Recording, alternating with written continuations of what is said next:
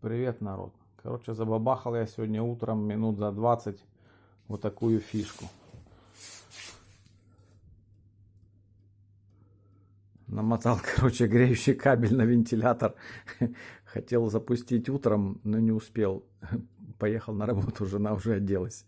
Пока она одевалась, я сделал вот это чудо-устройство. Сейчас буду его тестировать.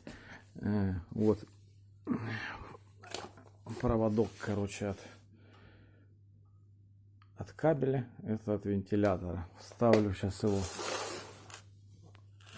в этот ваттметр, посмотрим, что он нам покажет. Так, ну что, вставляем. Берем, короче, тройничок и вставляем ваттметр. Смотрим. Кабель начал потихоньку нагреваться. Сейчас посмотрим. Ну, уже такой горяченький.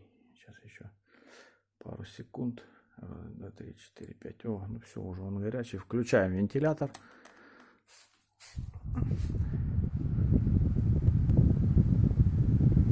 Вентилятор, короче, включили.